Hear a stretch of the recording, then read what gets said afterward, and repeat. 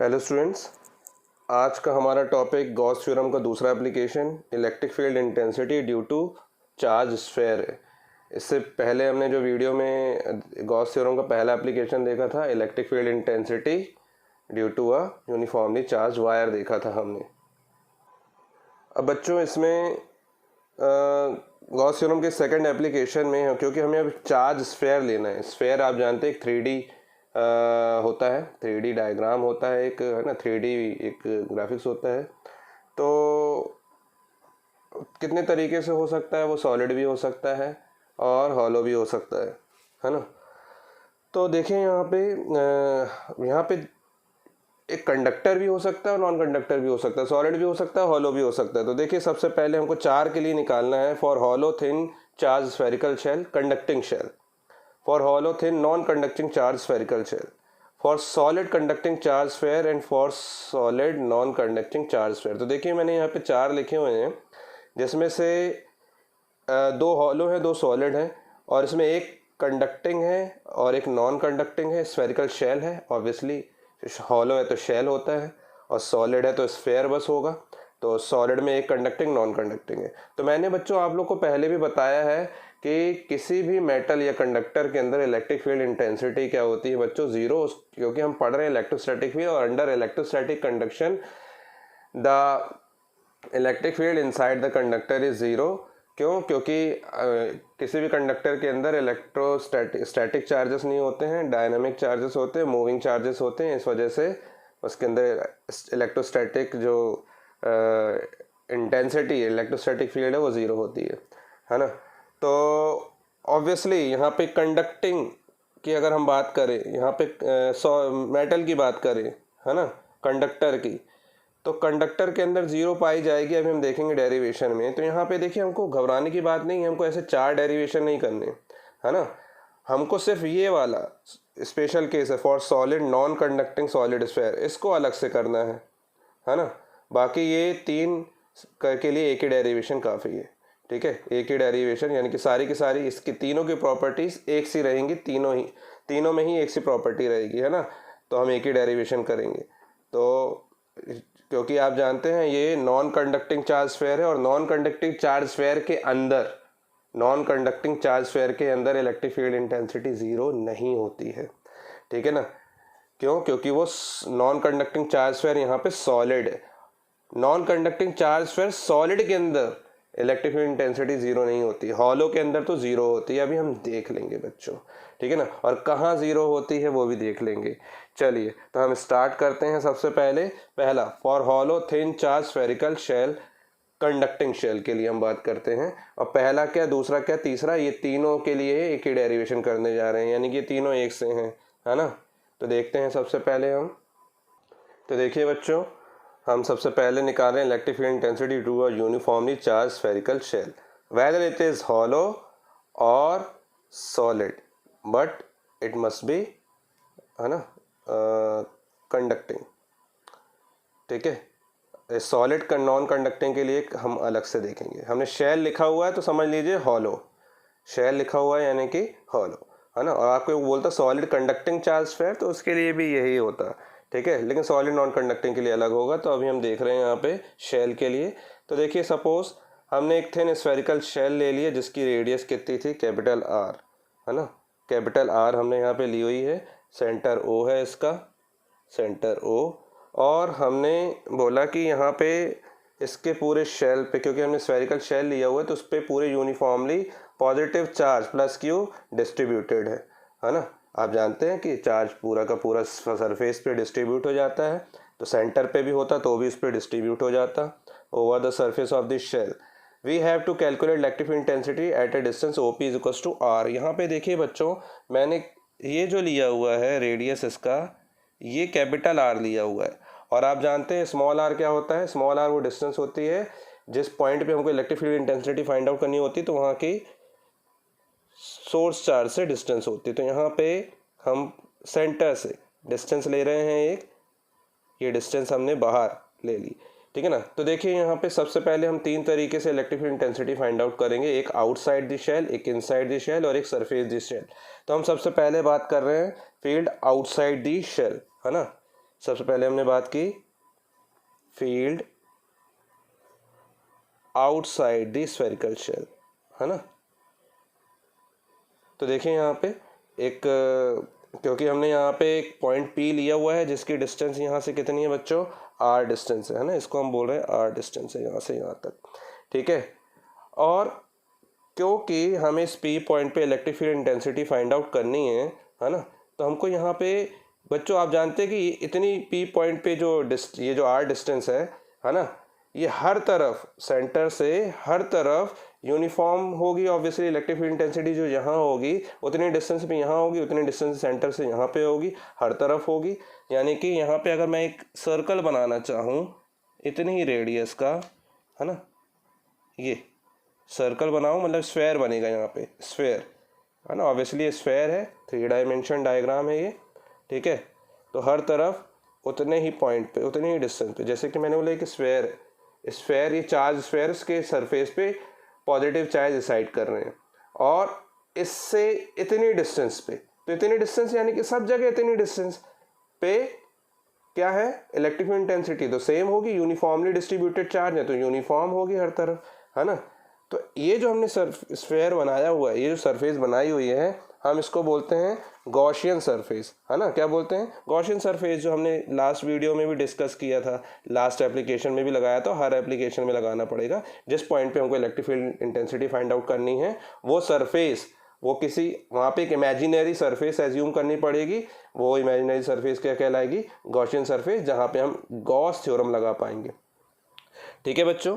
तो देखिए यहाँ पे अब इस गॉसियन सब, और हम जो एक स्मॉल एलिमेंट लेते हैं, है ना, वो स्मॉल एलिमेंट क्या लेते हैं, उस गॉसियन सरफेस का लेते हैं। तो देखिए मैंने बोला कि ये गॉसियन सरफेस का टोटल सरफेस एरिया S है, तो छोटा सा सरफेस एरिया कितना हो गया, ds हो गया बच्चों, है ना। और इलेक्ट्रिक फील्ड इंटेंसिटी इससे नॉर्मल निकल रही है क्योंकि रेडियली आउटवर्ड्स होती है, यहाँ पॉजिटिव चार्ज है या फिर यहाँ पे पॉजिटिव चार्ज है सरफेस पे, तो इससे कैसे निकल रही है, नॉर्मल। तो देखिए नॉर्मल निकलेगी, इलेक्ट्रिक फील्ड इंटेंसिटी की डायरेक्शन हो गई ये, है ना। लेकिन आप जानते हैं सरफेस से एरिया वेक्टर भी निकलता है, तो यहाँ से एरिया वेक्टर की डायरेक्शन भी क्या हो गई, ये, क्योंकि वो भी नॉर्मल होती है एरिया से। तो इलेक्ट्रिक फील्ड इंटेंसिटी और यूनिट वेक्टर की डायरेक्शन जो है, एरिया वेक्टर की डायरेक्शन एक ही जगह पे है ना। तो चलिए ठीक है, कोई बात नहीं, हम इसके आगे सॉल्व करते हैं। ऐसा हमने पहले भी सॉल्व किया हुआ है, ठीक है। तो सबसे पहले हम क्या करेंगे, हम सबसे पहले ये बात करेंगे कि अब देखिए यहाँ पे इलेक्ट्रिक फील्ड इंटेंसिटी और एरिया वेक्टर के एंगल के बीच का एंगल फिर से 0 है, तो आप बता देना यहाँ पे कि सबसे पहले तो electric field is same directly radially outwards, है ना, and along the direction of area vector या यूनिट वेक्टर। तो the angle theta between electric field intensity and area vector, ये क्या है, एरिया वेक्टर, ठीक है। तो वो कितना हो जाएगा, एरिया वेक्टर आपका यूनिट वेक्टर है, आपका यूनिट वेक्टर ले लेते हैं हम, है ना, यूनिट वेक्टर, क्योंकि हमको एरिया वेक्टर में यूनिट वेक्टर ही तो लेना पड़ता है ना। आपको आप जानते हैं ds कैप क्या होता था, ds n कैप, ठीक है। यहाँ पे ये n कैप यानी कि ds n कैप है ना, ये यूनिट वेक्टर हो गया। तो कितना हो जाएगा बच्चों, थीटा इज 0, है ना, that is theta equals to 0। तो उस कंडीशन में गॉस थ्योरम लगाएंगे हम सबसे पहले। तो अकॉर्डिंग टू गॉस थ्योरम, सब में ऐसे ही करना है हमको। तो अकॉर्डिंग टू गॉस थ्योरम आपका, आप जानते हैं टोटल इलेक्ट्रिक फ्लक्स जो कि E डॉट ds होता था, E डॉट ds, है ना, वो कितना हो जाएगा बच्चों, गॉस थ्योरम से जितने अंदर चार्जेस होंगे उसका 1/ε0 टाइम्स, ठीक है ना। तो ये हो जाएगा आपका Q, क्योंकि Q चार्जेस हमने बोल रखा है यहाँ पे, पूरा का पूरा क्या चार्जेस है, प्लस Q चार्जेस है सरफेस पे, है ना। तो Q/ε0 टाइम्स, ठीक है। और इसकी जगह हम क्या लिख सकते हैं, ds n कैप, है ना। ds वेक्टर क्या होता है बच्चों, मैंने अभी आपको बताया, ds वेक्टर होता है आपका ds n कैप की डायरेक्शन में, n कैप यूनिट वेक्टर था, है ना, और यूनिट वेक्टर इलेक्ट्रिक फील्ड की डायरेक्शन में एक जैसी है, एक ही साथ है ना, एक ही तरफ है, ठीक है। चलिए यहाँ पे हम इसकी जगह लिख देते हैं डी एस की जगह एन कैप डी एस, ऐसे भी लिख सकते हैं क्यू अपॉन एप्सिलॉन नॉट। ठीक है बच्चों, चलिए अब इसके बाद एन कैप तो यूनिट वेक्टर है, यूनिट वेक्टर की वैल्यू तो 1 हो जाती है ना, तो डायरेक्शन इलेक्ट्रिक फील्ड के साथ भी हट जाएगी और ये भी हट जाएगी। अगर मान लीजिए हमने एन कैप लगा दिया है इसके साथ, तो दो वेक्टर्स का डॉट प्रोडक्ट हमेशा क्या रहता है, एक स्केलर क्वांटिटी हो जाती है। अदरवाइज आप क्या लिख सकते हो इसको, ई डॉट डी एस जो आपने पहले लिखा था, ई डी एस कॉस थीटा भी लिख सकते थे, है ना। तो आप चाहे ऐसे लिख दें, ऐसे करके लिख दें, है ना, या फिर आप E D S cos theta लगा दें, बात एक ही है यहाँ पे बच्चों। ठीक है, तो ये हो जाएगा आपका ई और यहाँ पे हो जाएगा बच्चों D S is equals to Q upon epsilon naught. ठीक है, दिख रहा है बच्चों। अब इसके बाद मैं पीछे इसको सॉल्व करता हूँ।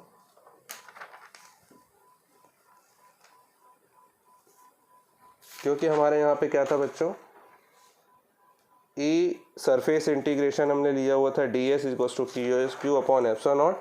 तो यहाँ पे देखिए बच्चों, सरफेस इंटीग्रेशन डी एस का करेंगे तो ये तो एक स्फेयर बन रहा है, और स्फेयर का सरफेस इंटीग्रेशन क्या हो जाएगा, ऑब्वियसली सरफेस एरिया आएगा टोटल। तो surface area total curved surface area sphere का क्या होता है, 4 पाई आर स्क्वायर। आर क्या है, यहाँ से यहाँ तक की रेडियस, यहाँ से यहाँ तक की डिस्टेंस जो है पी पॉइंट तक की आर है, तो यानी कि ये गॉसियन सरफेस आर रेडियस वाला स्फेयर हो गया। तो हम बोलेंगे ई के साथ आपका 4 पाई आर स्क्वायर और साथ में क्यू अपॉन एप्सिलॉन नॉट था। ठीक है ना, तो क्यू अपॉन एप्सिलॉन नॉट के साथ ले जाएंगे। ऐसा वैसे हमने पहले भी किया हुआ, इससे प्रीवियस वीडियो में भी 4 pi epsilon naught R square हो गया बच्चों। ठीक है ना, आप जानते हैं यानी कि ये तो पॉइंट चार्ज की इलेक्ट्रिक फील्ड इंटेंसिटी है। तो ऑब्वियसली पॉइंट चार्ज ले लो, तो पॉइंट चार्ज से भी इलेक्ट्रिक फील्ड इंटेंसिटी कैसी बन रही होती है, स्फेरिकल सिमेट्री बन रही होती है। और एक स्फेयर की वजह से भी कैसी बनेगी, स्फेरिकल सिमेट्री बनेगी, है ना। तो यानी कि यहाँ पे electric field intensity due to charge sphere, है ना, whether it is hollow conducting और सॉलिड कंडक्टिंग, है ना, और हॉलो नॉन कंडक्टिंग, है ना। तो E due to charge sphere is same as that of point charge, है ना। चलिए फिर उसके बाद यहाँ पे आपको क्लियरली पता चल रहा है E is inversely proportional to R square. ठीक है बच्चों, यानी कि इलेक्ट्रिक फील्ड इंटेंसिटी डिस्टेंस बढ़ने के साथ कम हो रही है। ठीक है, यानी कि इसका ग्राफ अगर हम बनाना चाहें तो ये कुछ ऐसा बनेगा, ई वर्सेस आर, ये आर है ये ई है, तो ऐसा बनेगा बच्चों, ये है ना यहाँ पे। ठीक है, आर अगर इन्फिनिटी जा रही है तो ई 0 हो जाएगी। ठीक है, चलिए इसका मतलब यहाँ पे ये भी है कि जो भी पूरा का पूरा चार्ज जो है वो सेंटर पे, शेल के कहाँ पे, सेंटर पे कंसंट्रेट है। अगर हम स्फेयर की बात करें और ये हॉलो है, तो चार्ज कहाँ पे माना जा सकता है, चार्ज सेंटर पे कंसंट्रेट है, ऐसा माना जा सकता है। पॉइंट चार्ज ही तो है फिर। चलिए अब बात करते हैं electric field intensity at a point on the surface of the shell. अब शेल की सरफेस पे देखते हैं, शेल की सरफेस, ये है शेल, और शेल की सरफेस पे देखते हैं। ठीक है बच्चों, देखिए बच्चों अब हम निकाल रहे हैं चार्ज, हम electric field intensity at a point on the surface of the shell, है ना, शेल की सरफेस पे निकाल रहे हैं। सरफेस पे निकाल रहे हैं बच्चों, यानी कि इस पे, यानी कि डिस्टेंस कितनी लेंगे हम, कैपिटल आर। क्यों, क्योंकि जो आर डिस्टेंस थी, है ना, जो हम जिस डिस्टेंस पे electric field intensity find out करते हैं वो अब इसकी रेडियस ही हो गई, है ना, और इसकी रेडियस कैपिटल आर है।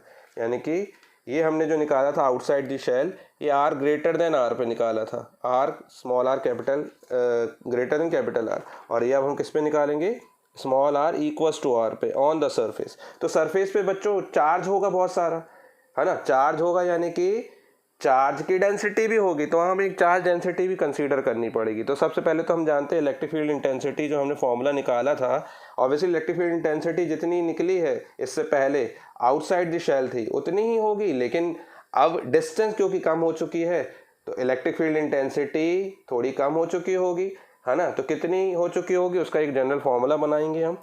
तो देखिए यहाँ पे इलेक्ट्रिक फील्ड इंटेंसिटी पहले इलेक्ट्रिक फील्ड इंटेंसिटी तो जब आउटसाइड द शेल निकाली थी तो जितनी थी, अब क्योंकि हमने डिस्टेंस कम कर दी तो इलेक्ट्रिक फील्ड इंटेंसिटी बढ़ चुकी होगी ऑब्वियसली, है ना। तो कितनी हो चुकी होगी, वो किस पे डिपेंड कर रही है, उस डिस्टेंस पे। तो Q upon 4 pi epsilon naught, R की जगह हम क्या पुटअप कर दे रहे हैं, कैपिटल R, तो ये R स्क्वायर हो जाएगा बच्चों, है ना। लेकिन अब की बार हमें सरफेस पे क्या मिल रहे हैं, चार्जेस पे मिल रहे हैं, पॉजिटिव चार्जेस, तो हमको उसकी सरफेस चार्ज डेंसिटी भी निकालनी पड़ेगी, है ना। देखिए यहाँ सरफेस पे पॉजिटिव चार्ज रिसाइड कर रहे हैं पूरे के पूरे, तो हमको इसकी कितनी डेंसिटी वो भी निकालनी पड़ेगी, क्योंकि हमको अब क्या निकालना है, अब हमको इस पॉइंट पे निकालना है, यहाँ पे एक सरफेस बनानी है, यानी कि गॉसियन सरफेस भी अब क्या है, उसी पे लाई कर रही है जो उसकी ओरिजिनल सरफेस है ना।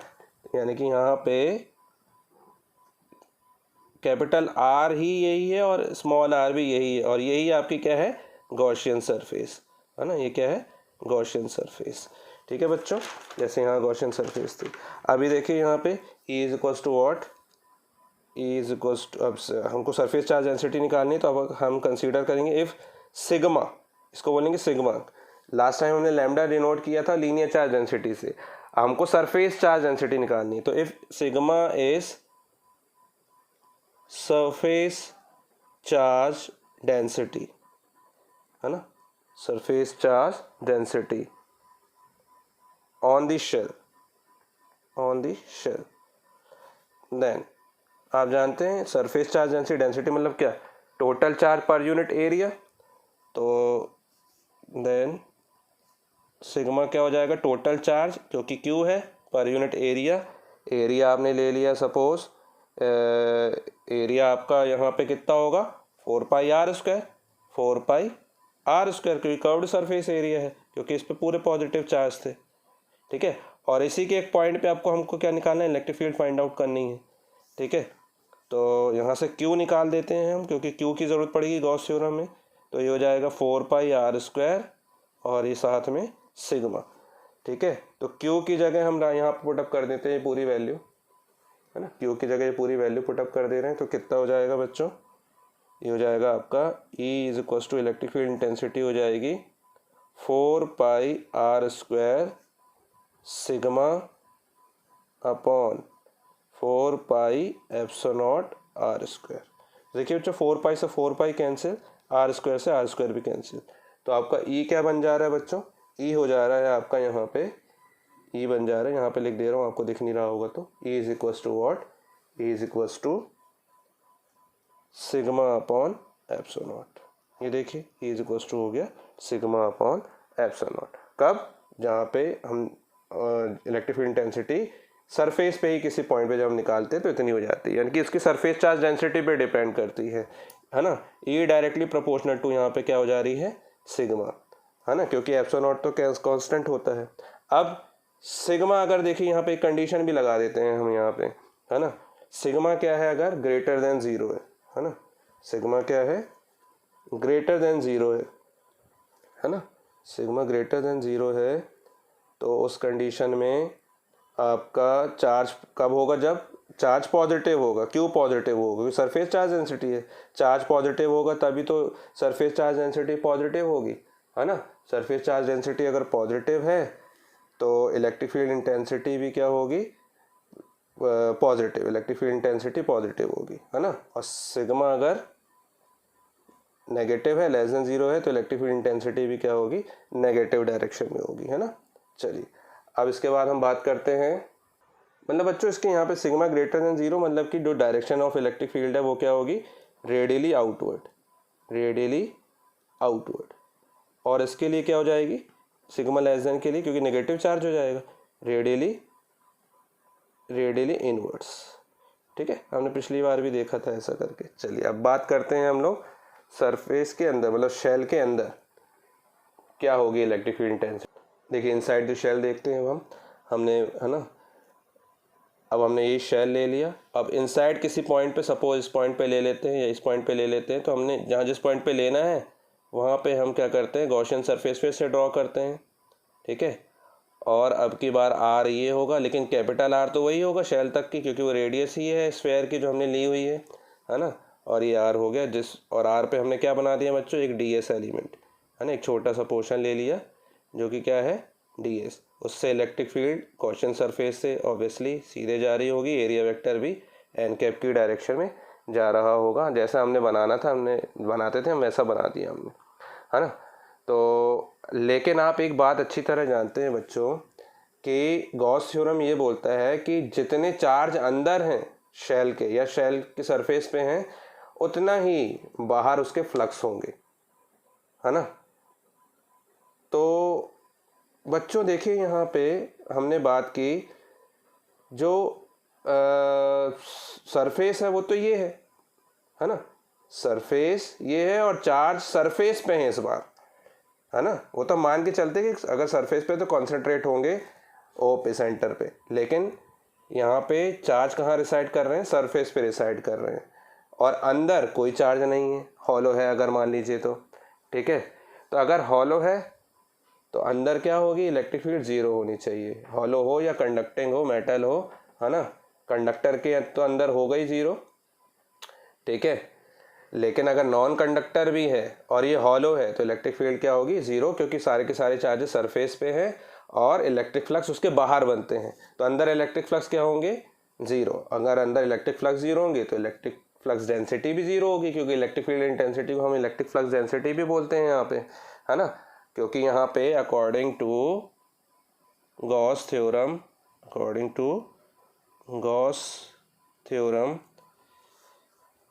क्या होता है, अकॉर्डिंग टू गॉस थ्योरम आपका जो इलेक्ट्रिक फ्लक्स है ई डॉट डी एस, है ना, वो क्या होता है, चार्ज अपॉन एप्सिलॉन नॉट। तो ये चार्ज एनक्लोज होते हैं, तो यहाँ पे एनक्लोज चार्ज तो कोई है ही नहीं, है ना। तो यहाँ पे आप लिख देना कि Gaussian surface encloses no charge, ये गॉसियन सरफेस है ना, गॉसियन सरफेस के अंदर कोई चार्ज नहीं है, Gaussian surface encloses no charge, है ना। Therefore E dot D S ये क्या हो गया, ज़ीरो।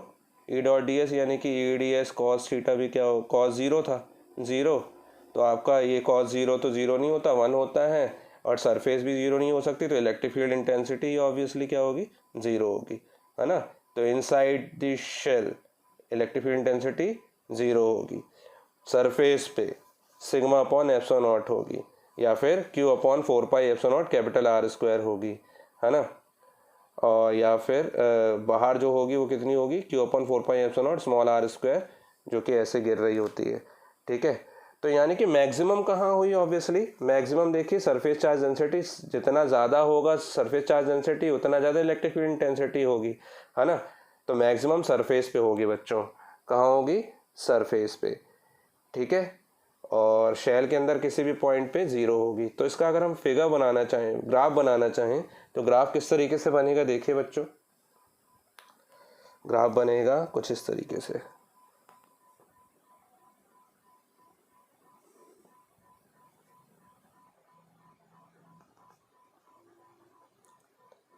इलेक्ट्रिक फील्ड अगर हम बात करें, ये आर है ना, आर, और ये ई है, तो यहाँ से, है ना, कहाँ तक इलेक्ट्रिक फील्ड, ऑब्वियसली कोई शेल है यार, यहाँ बना सकता हूँ मैं अच्छे से। देखिए अगर मान लीजिए हम शेल की बात कर लें, ये बड़ा सा शेल बना लिया हमने लाइक दिस, ठीक है।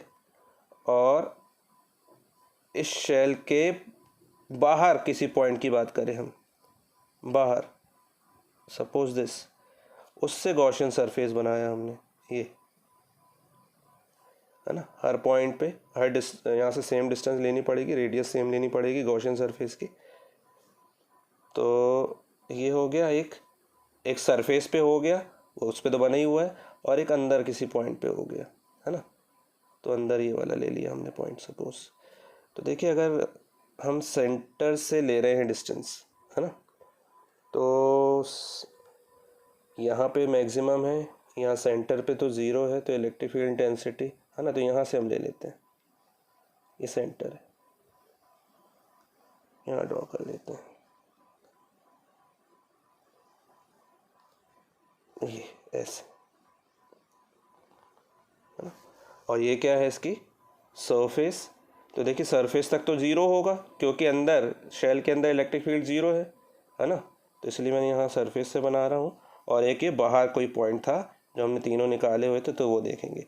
तो ये आर है और ये देखिए ये कितना होगा कैपिटल आर, तो यहाँ यानी कि ये क्या हो गया, ये वाला पॉइंट जो है ये आपका R is equals to R, ये आपका आर लेस देन आर, ये वाला रीज़न है ना, और ये जो है ये रीज़न, ठीक है, ये R is equals to R है, और ये जो है ये वाला रीज़न इसके बाद वाला ये क्या है, आर ग्रेटर देन आर है ना, ये आगे तक जा रहा है आपका।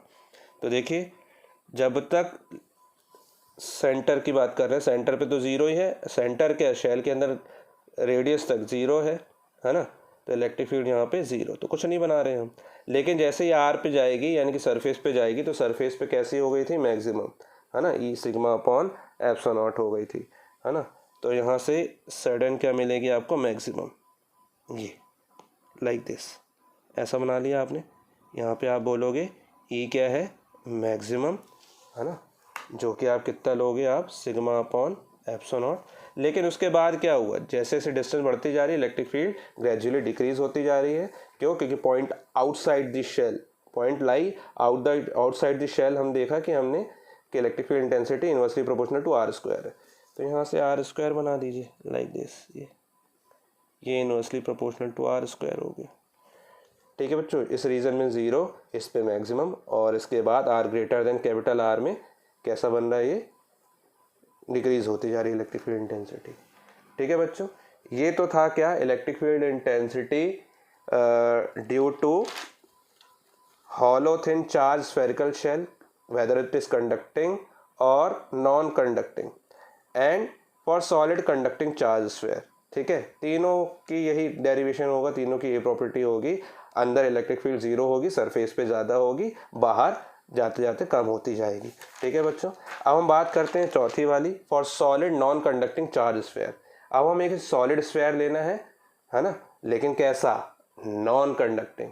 ठीक है, चलिए देखिए बच्चों, electric field intensity due to a non conducting, जिसे हम डाइलेक्ट्रिक भी बोलते हैं, नॉन कंडक्टिंग मतलब इंसुलेटिंग मीडियम होगा कोई, और उस इंसुलेटिंग मीडियम को डाइलेक्ट्रिक बोलते हैं।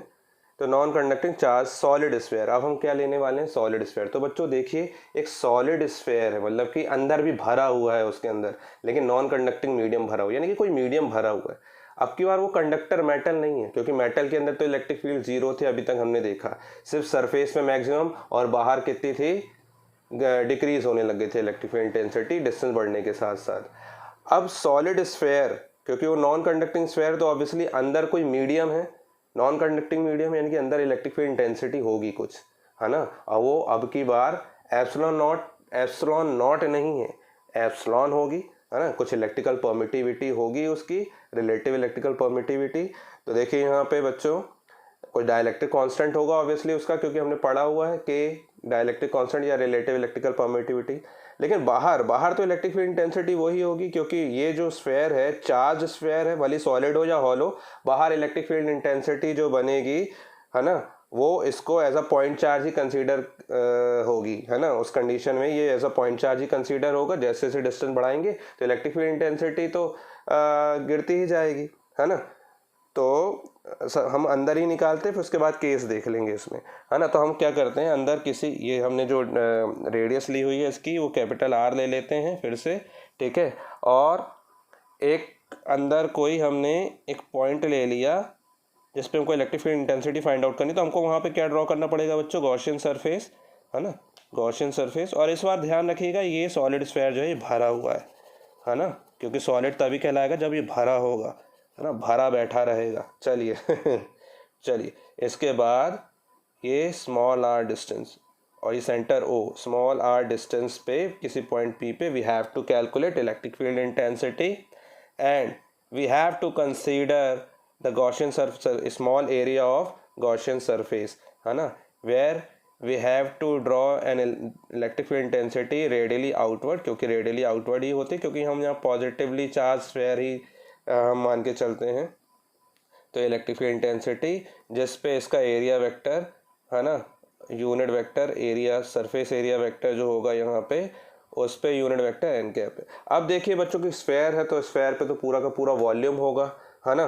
तो हमको अंदर निकालना है। तो अब की बार हमको जो सरफेस चार्ज डेंसिटी नहीं, अंदर डेंसिटी है, charge obviously charge solid sphere है, तो हमको वॉल्यूम चार्ज डेंसिटी लेनी पड़ेगी। तो हमने कंसिडरेशन में लिखा हो suppose a non conducting solid sphere of radius capital R and centre O has uniform volume charge density. Volume charge density क्या होती है बच्चों, हमने रो से डिनोट किया हुआ है ना। लीनियर चार्ज डेंसिटी को लैम्डा से, सरफेस चार्ज डेंसिटी को सिग्मा से, और वॉल्यूम चार्ज डेंसिटी को रो से डिनोट करते हैं। ये आपका कंटिन्यूस चार्ज डिस्ट्रीब्यूशन वाले टॉपिक में है ना, जो कि एनसीईआरटी में दिया होगा। एक बार एनसीईआरटी जरूर देख लीजिएगा बच्चों। देखिए यहाँ पे सिग्मा क्या होगा फिर बच्चों, टोटल चार्ज। सपोज इस बार मैं क्यू डैश ले रहा हूँ यहाँ पे, क्योंकि क्यू हमने पिछली बार लिया था, तो क्यू डैश है ना, और अपॉन इसकी जो डेंसिटी है, ऑब्वियसली डेंसिटी का फॉर्मूला क्या होता है, charge, total charge per unit volume होगा, क्योंकि इस बार वॉल्यूम है, ये वॉल्यूम चार्ज डेंसिटी है ना। तो वॉल्यूम कितना होता है बच्चों, किसी सरफेस किसी स्फेयर का कितना होता है, ये होता है आपका 4/3 पाई आर क्यू, है ना। जहाँ पे आर हमने जो ली हुई है वो गॉसियन सरफेस की डिस्टेंस ली हुई है सेंटर से, है ना।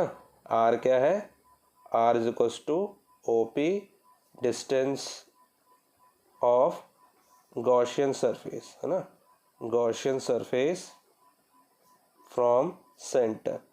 तो यहाँ पे ये गॉसियन सरफेस बन गई, यानी कि गॉसियन पूरा का पूरा स्फेयर बन गया वहाँ पे, है ना।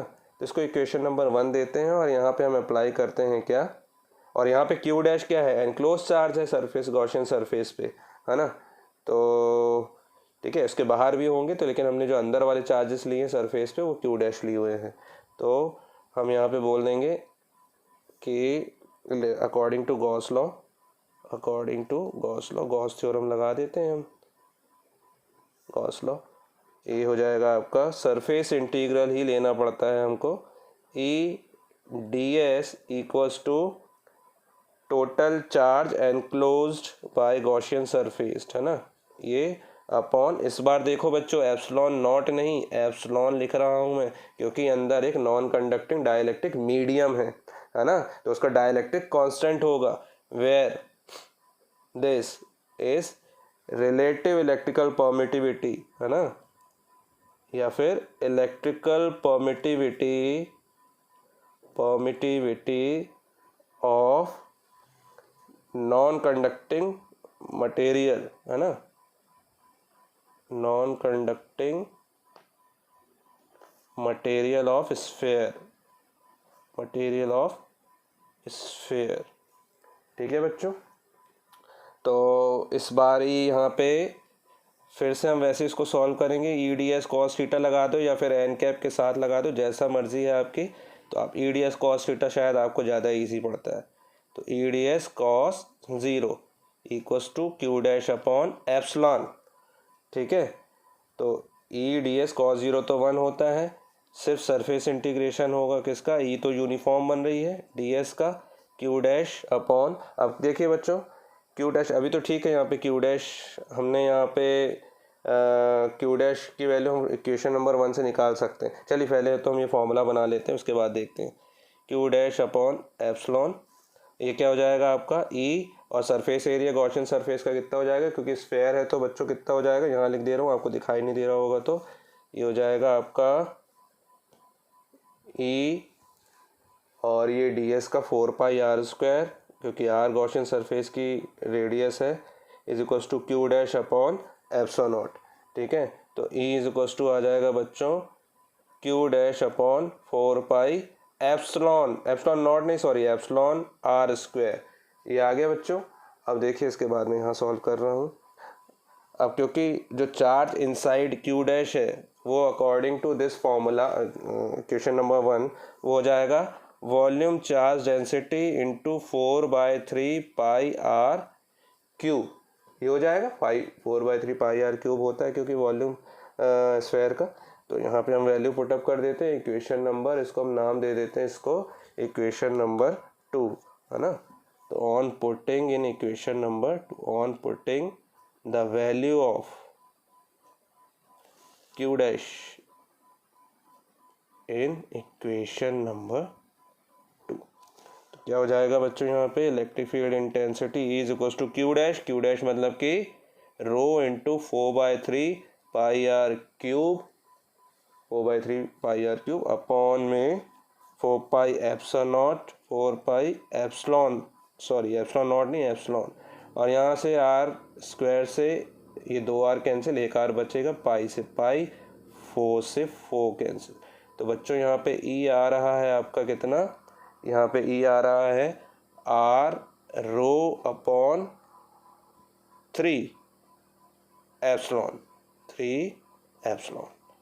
ये आपका electric field intensity inside the shell आ रहा है ना, इनसाइड द शेल किसी भी पॉइंट पे।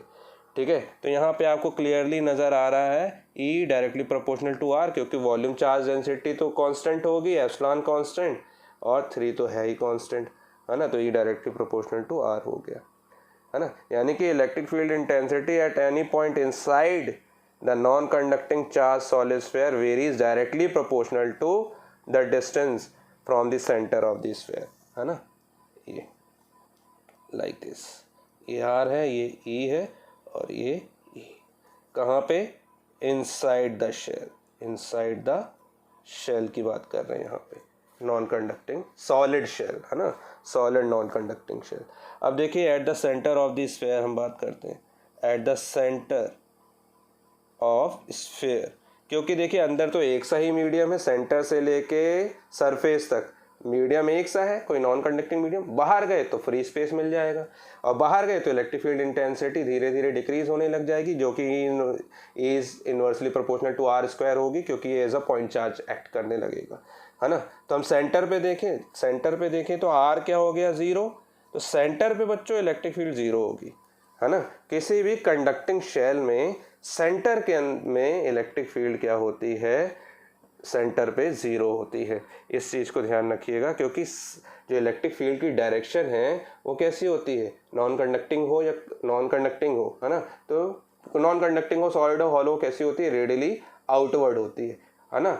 और वो कहाँ से उत्पन्न हो रही है, कहाँ से ओरिजिनेट होती है, सोर्स चार्ज। तो सोर्स चार्ज यहाँ पे सपोज सेंटर हम लेके चलते हैं, सारा का सारा चार्ज यहीं पे कंसंट्रेट है, तो R 0 है, तो इलेक्ट्रिक फील्ड भी क्या होगी, 0 होगी। At the surface of the sphere निकाल लेते हैं, at the surface of sphere, surface of sphere बच्चों ये हो जाएगी R is equal to R, तो यहाँ से फॉर्मूला लग जाएगा आपका E इज इक्वल टू, बस स्मॉल r की जगह capital R, rho upon 3 epsilon, है ना, ये बन जाएगा फॉर्मूला यहाँ पे। यानी कि कैसी हो गई, मैक्सिमम, ये क्या है, मैक्सिमम, ये क्या हो गया, 0 एकदम, ठीक है, सरफेस पे मैक्सिमम है, और ऑब्वियसली बाहर जाएगी तो कम होने लग जाएगी। तो फिर से हम क्या करते हैं, एक सॉलिड स्फीयर बनाते हैं और उस पर इसका एक ग्राफ देखते हैं।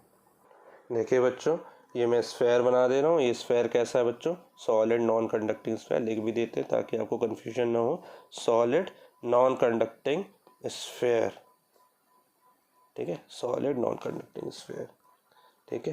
तो यहाँ से मैंने एक सेंटर से सारी डिस्टेंसेस ले लेता हूँ, ये R हो जाएगा।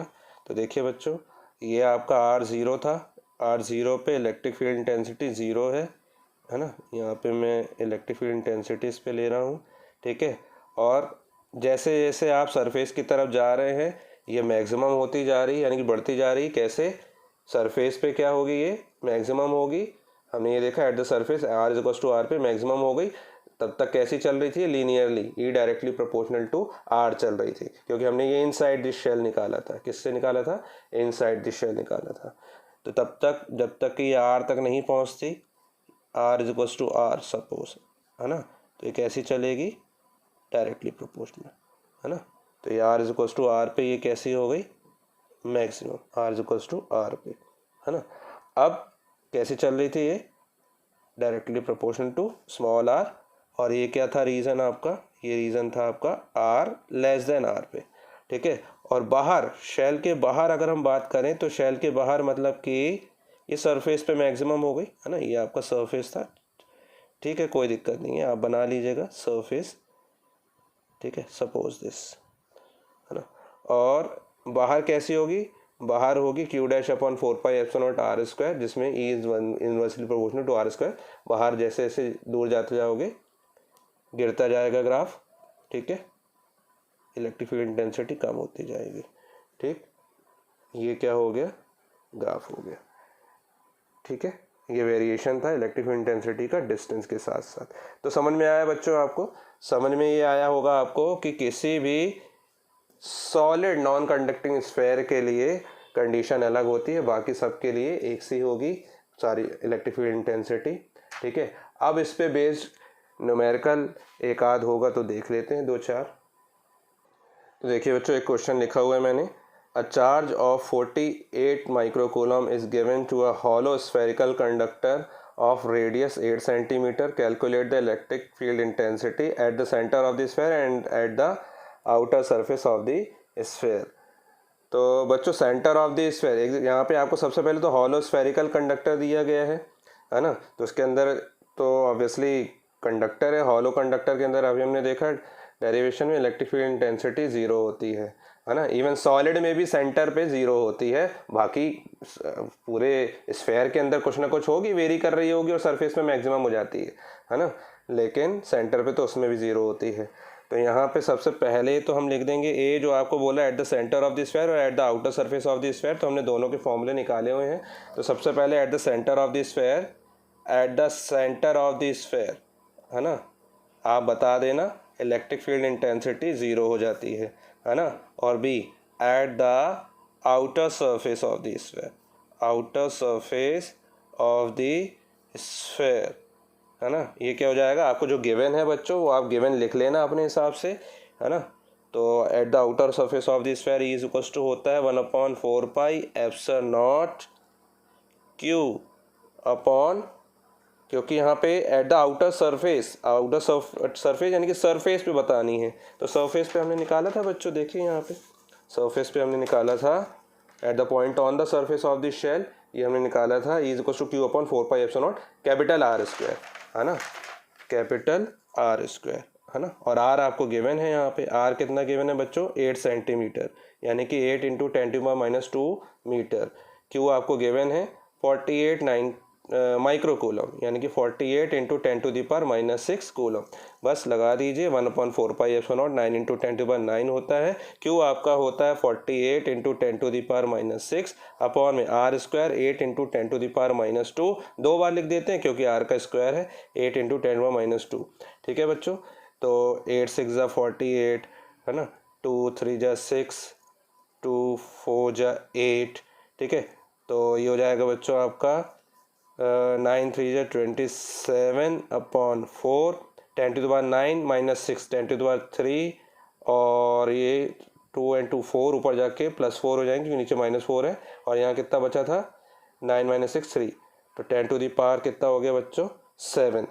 तो ये आ रहा होगा बच्चों आपका 4 इज इक्वल टू 4 × 6 = 24 बचा 3, 4 × 7 = 28 and 4 × 5 = 20, that is 6.75 into 10⁻7 Newton पर कूलम। ठीक है बच्चों, ठीक है, तो ये इसका एक न्यूमेरिकल भी हो गया। ऐसे बहुत सारे न्यूमेरिकल आपके हो सकता है एनसीईआरटी में दिए हो, तो प्रैक्टिस कीजिए, और अगर आपको कोई डाउट होता है तो आप कमेंट करके पूछ सकते हैं। ओके, आज के लिए इतना ही, थैंक यू।